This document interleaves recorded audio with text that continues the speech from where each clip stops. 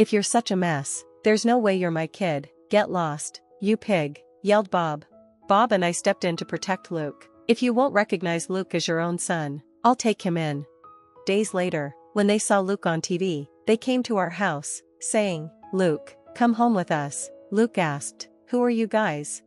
"I'm Katherine Johnson. After my husband passed away a few years ago, I've been living alone in a big house, and it's been very lonely. My days were boring, except for one thing, seeing my grandson Luke.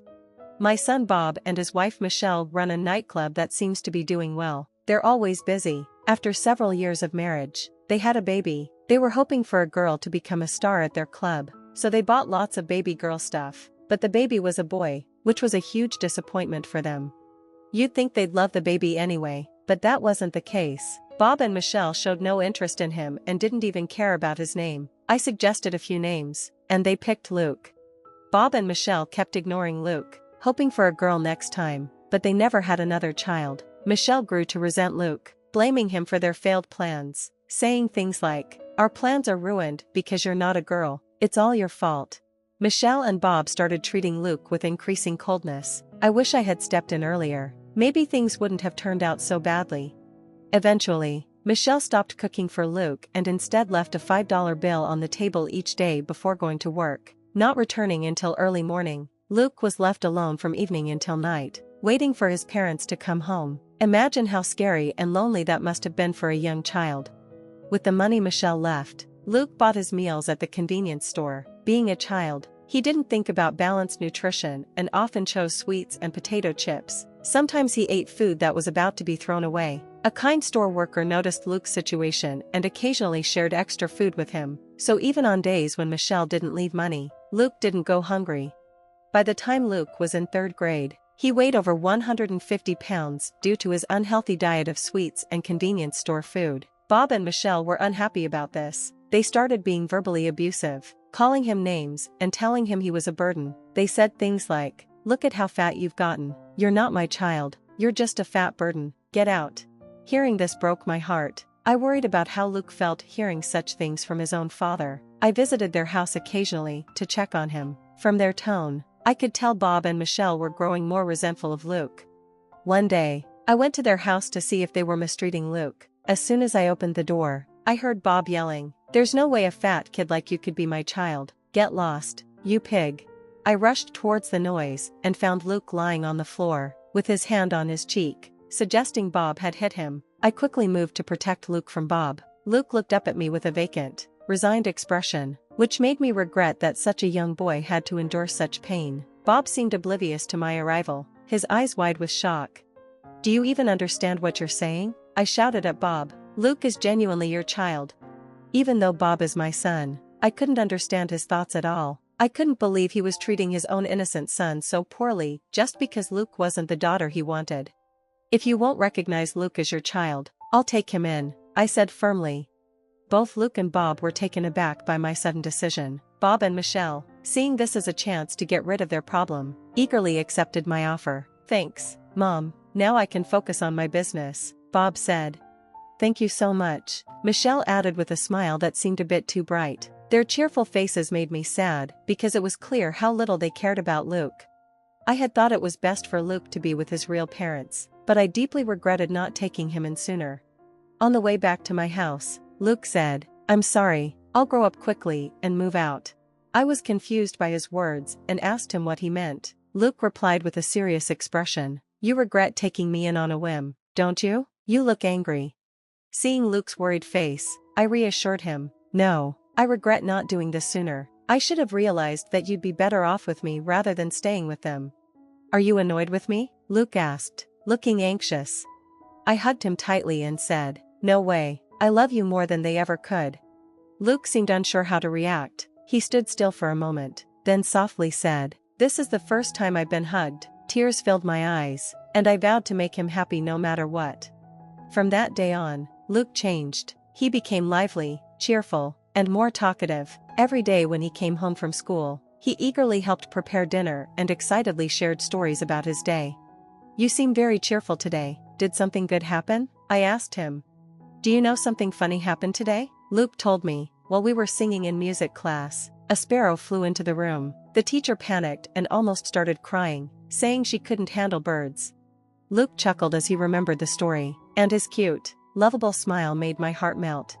Since Luke started eating healthier meals at my place, he's become more fit, though he still has his childlike charm. He's grown into a handsome young boy. He shyly mentioned that the girls at school have started talking to him more, and it was clear he was happy. I was relieved to see him so content. The day of the first parent-teacher conference after Luke came to live with me arrived. The teacher suggested, "Why don't you have him take an IQ test at the hospital?" I was anxious at first, worried they were hinting something was wrong with Luke's intelligence. "Is Luke falling behind?" I asked. The teacher quickly reassured me, "No, it's actually the opposite. Based on my experience, I believe Luke might be gifted." I was unfamiliar with the term gifted. The teacher explained that it refers to children who have higher abilities compared to their peers. He handed me a graph showing Luke's grades. The graph revealed a sharp upward trend in his performance, particularly right after he moved in with me. Surprised by the sudden improvement, I asked Luke, "Have you started going to cram school or something?" Luke shook his head and said, "No, I just started doing well in tests normally. Before, I'd intentionally leave answers blank or get them wrong to avoid drawing attention. At my old home, if they saw I was doing well, they didn't like it and would hit me more. So, I'd make it look like I didn't know the answers, even though I did." Luke shrugged and smiled smugly. "Now that I don't have to do that, I just take the tests normally. It's so easy, it's boring. Even reading the textbooks makes everything clear in class, and I want to study something more challenging." I looked at Luke with concern, worried that the teacher might be offended by what he said, but my fears were quickly put to rest when I heard the teacher laughing heartily. "If Luke is gifted, we might be able to provide support that suits him," the teacher said. "Why not get him tested at the hospital?" With that in mind, I decided to take Luke to the hospital over the weekend. Based on his behavior at school and home, as well as the results of his IQ test, it seemed Luke might indeed be gifted. The doctor confirmed this, noting that Luke's IQ was significantly higher than average. I was surprised by how smart Luke was. It explained why he found school so easy. To help him with more challenging studies, I decided to hire a private tutor. The tutor, a seasoned professional who graduated from a prestigious American university, understood Luke's needs well.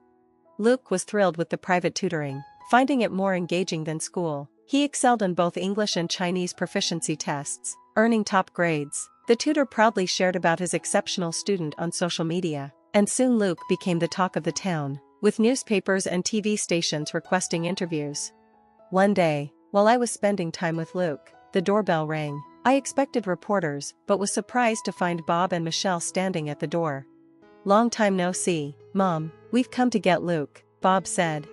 I was taken aback. "What are you doing here?" "Luke has an interview soon. I'm very busy. Please leave." When Bob and Michelle heard about the interview, their faces lit up. "So it's really Luke on TV? Our son is truly remarkable." They were visibly excited. Bob and Michelle exchanged eager looks and then excitedly shared their plan. "If Luke comes back, our shop will be secure," Bob said. Michelle nodded vigorously in agreement. "If we get customers coming in to see Luke, our sales will go up. In the long run, we could even let him manage things for us. It would make our lives so much easier," Bob and Michelle said. I was stunned by their selfishness. After rejecting Luke as their child, they showed up to take him back now that they realized how talented he is. A child isn't a possession to be used for personal gain. Don't they understand that? My patience was running thin, and I was ready to confront them when Luke appeared behind me. Seeing Luke, Bob and Michelle broke into smiles, which only added to my irritation, but their smiles were quickly shattered by Luke's words. "Who are you guys?" Luke asked, staring at them directly. They looked confused. "We're your dad and mom. You're our beloved child, whom we suffered to bring into this world," Michelle said. Her claim made me sick. How dare she call him her beloved child? Just as I was about to respond, Luke smirked and said, "My only family here is my grandmother. I don't know you people who abandoned me." "Luke, that woman is your grandmother, not your mother. Come back home with us," Bob said, trying to persuade him gently. Luke glared at him. "My home is here with my grandma. Unlike you, she's always shown me love. You abandoned me, and now you want me back because you think I'm useful. You're not my parents." It was the first time Luke had ever raised his voice like that. Bob and Michelle flinched at his outburst. Bob, visibly irritated, tried to grab Luke's arm. Just as I was about to intervene, A voice called out from behind Bob. Is what he said true? Did you abandon him? Journalists had started to gather, their faces serious, as it was time for the scheduled interview.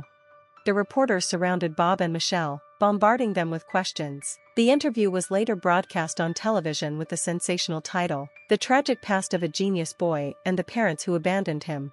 The impact was huge. Bob and Michelle faced backlash on social media and received countless angry calls. People were outraged, asking how they could abandon a child just because he wasn't a girl and accusing them of manipulating him for their own convenience. Crowds gathered to see the faces of these terrible parents, and their business suffered greatly. In desperation, Michelle reached out to her own parents for help but received a cold response. "You reap what you sow, deal with it yourself. We have no intention of helping anyone who abandoned their child." Bob and Michelle were widely scorned and abandoned. They reportedly cried out in frustration, "Why is this happening to us?" I hoped this would be a wake-up call for them, though their attitudes suggested otherwise. After the incident, Luke and I decided to move far away to cut ties with them completely. I respected Luke's wish to sever all connections, and we relocated to prevent them from approaching him again.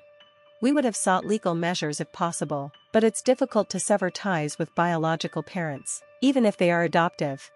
At Luke's new school, he made a good friend who seemed to understand him well. Luke would bring him home, show him his homemade programming projects, and excitedly explain his interests. While I found some of Luke's interests hard to follow, his friend listened attentively and nodded along. They often became engrossed in discussions about programming. Seeing Luke so happy and engaged made me feel glad we moved. Thanks to his new friend, Luke has been able to live freely and happily every day. I hope they continue to support and enjoy each other's company.